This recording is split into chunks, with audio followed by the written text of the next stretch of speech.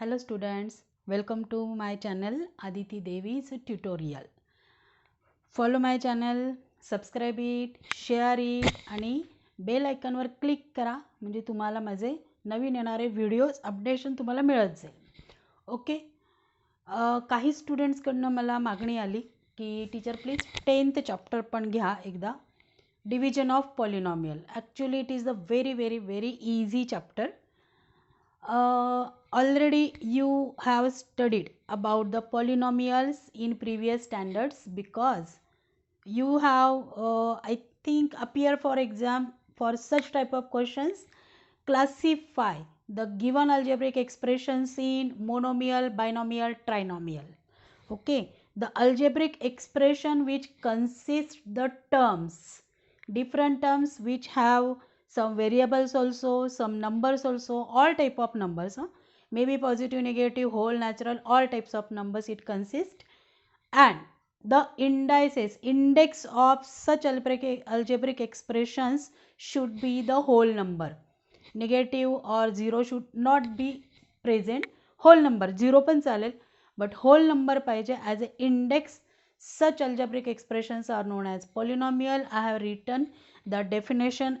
Actually you have studied it in previous standards, but still for 1 marks questions such as true और false वाले जैसे कोई questions होंगी अगर एग्जाम में, तो उसमें या फिर फिल इन द ब्लैंक्स वाले क्वेश्चंस आते हैं, उसके लिए कुछ sentences which we have learn before, but according to our textbook, in your textbook of board Maharashtra board, state board, in that both these informations are given. What is meant by polynomial and what is meant by degree of polynomial.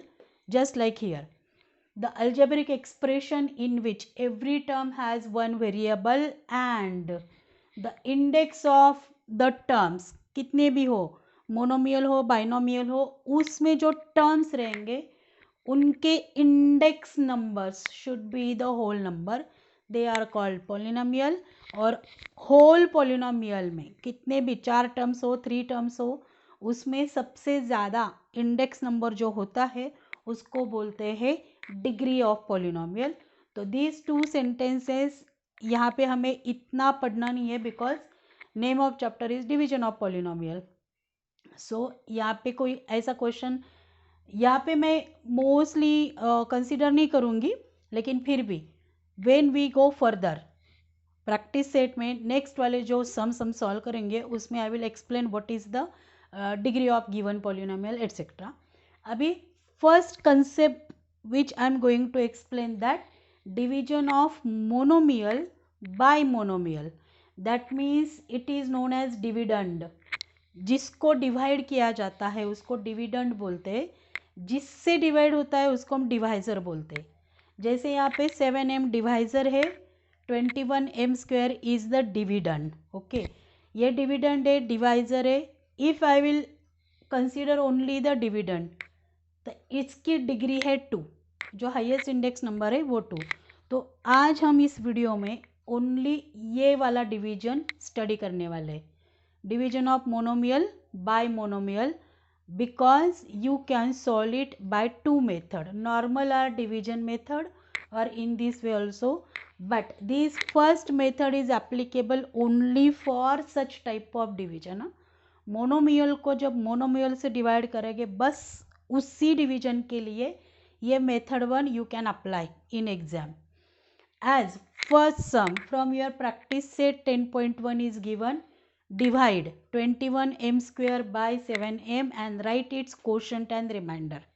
यहाँ पे reminder 0 ही मिलेगा सबका, क्योंकि all numbers are given which are the coefficients. Coefficients means जो alphabets के साथ आता है उनको कोएफिशिएंट्स बोलते हैं. तो वो जो कोएफिशिएंट्स होते हैं मोस्टली दे आर डिविजिबल और रिड्यूसिबल होते हैं. तो उसमें कभी कभी हमें रिमाइंडर 0 भी नहीं मिलेगा, कुछ ना कुछ तो बचेगा. तो 3 या फिर कोई नंबर, कोई लेटर भी बच जाएगा. तो रिमाइंडर और क्वोशंट दोनों हमें लिखने, लेकिन 1, 2 एंड 3 में ये जो पहले वाले 2 सम्स है उसमें 4 सम्स है प्रैक्टिस है 10.1 में, जिसमें ये वाली डिवीजन हमें करनी है. तो उसमें 4 सम से मैंने यहाँ पे 3 लिखे हैं क्योंकि यहाँ पे थोड़ा सा स्पेस हमें कम मिल रहा है, तो उसके बाद मैं वो रब करके पहले 2 वाले सम वहाँ पे हम 4th वाला सम सॉल्व करेंगे। अभी देखो पहला वाला sum 21m² divide by 7m। As we observe very simple division it is given. The coefficients are 21 and here 7. That means 21 is divisible by 7. ये समझ में आ गया?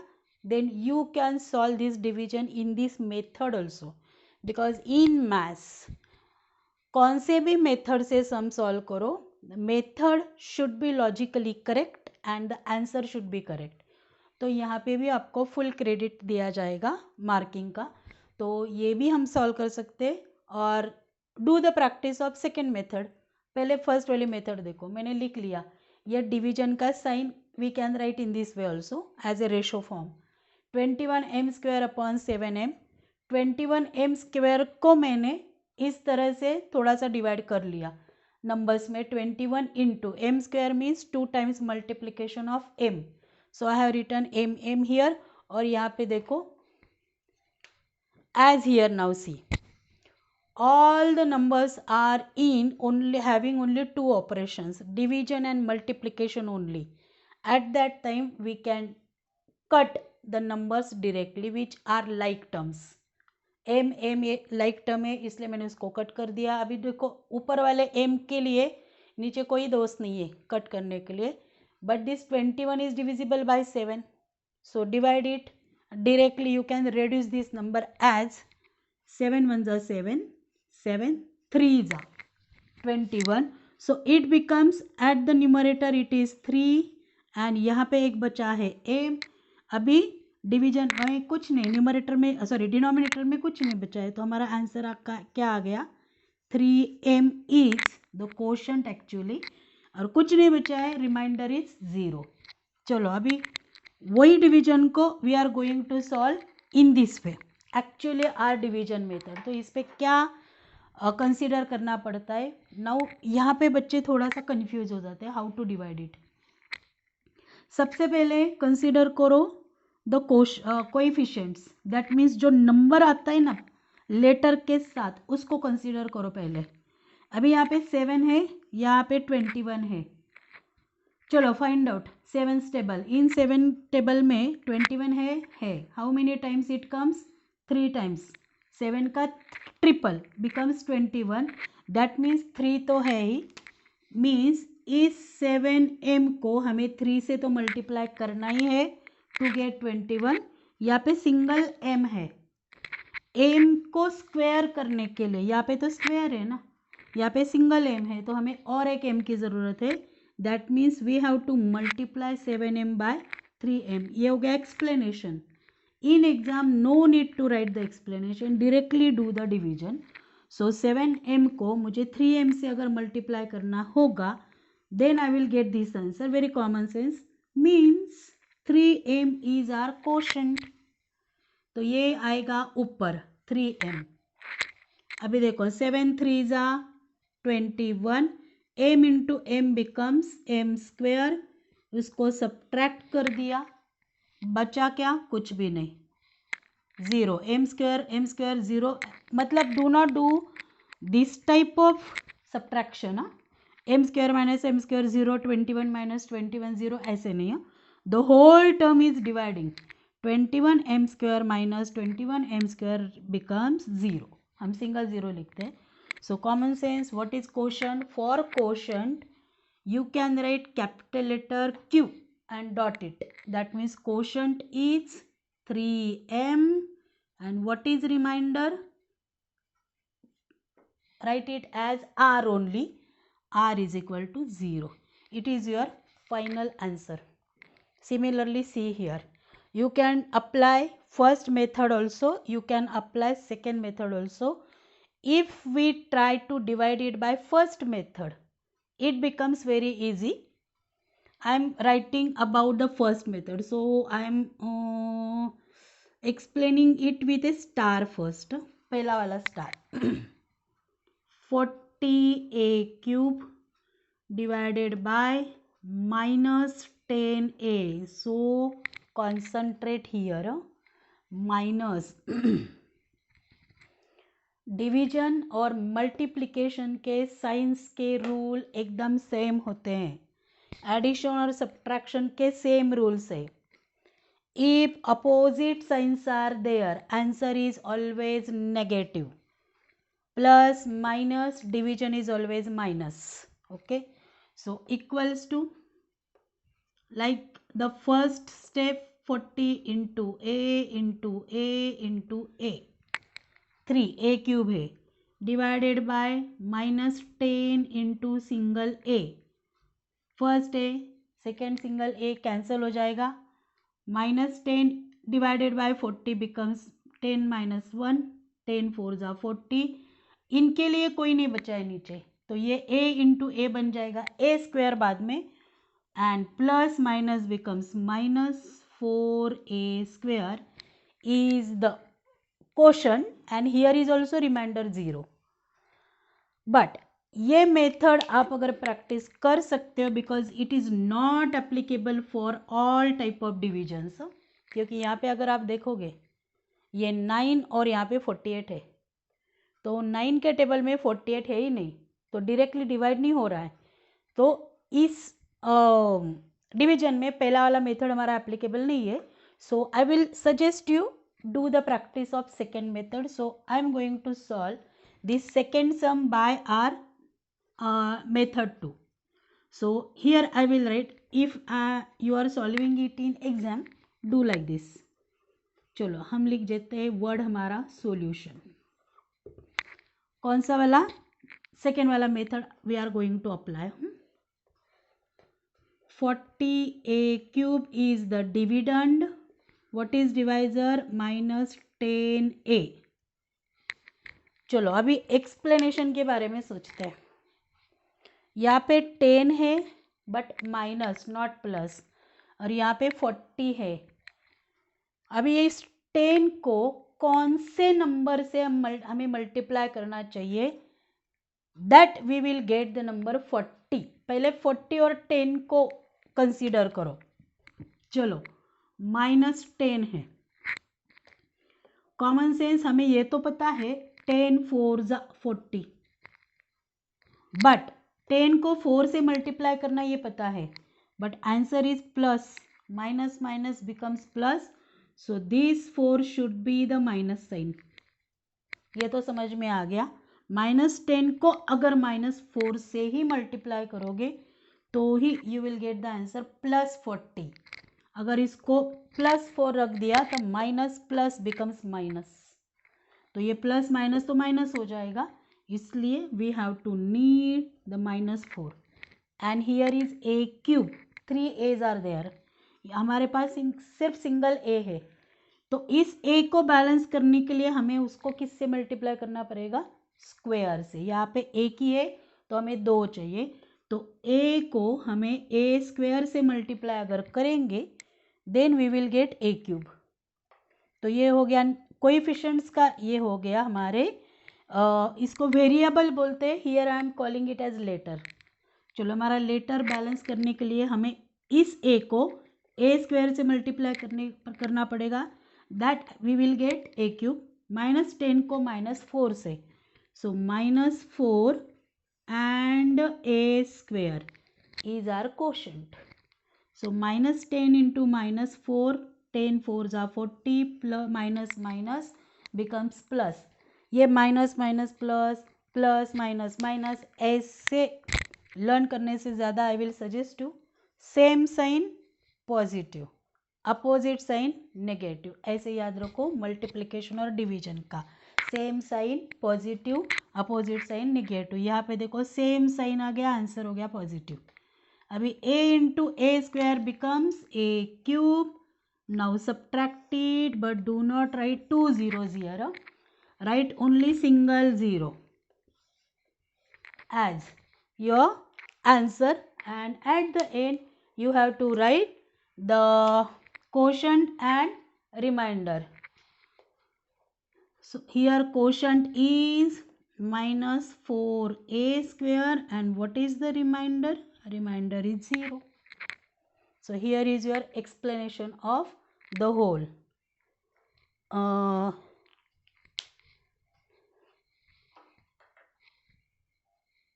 -4 into -4 becomes -40 minus.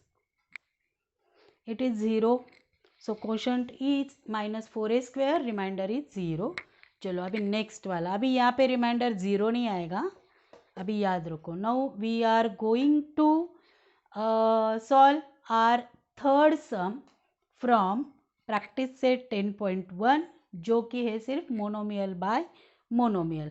तो चलो मोनोमियल को हम मोनोमियल से ही यहाँ पे सॉरी ये a क्यूब बच गया, बेचारा 0 ही था वहाँ पे, सिर्फ 40 था तो ये a क्यूब लिखना मैं भूल गई थी, सॉरी.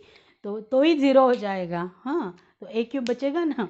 ओके चलो मोनोमियल बाय मोनोमियल में हमारा ये थर्ड सम. अभी यहाँ पे ध्यान रखना, all the sums are very easy actually.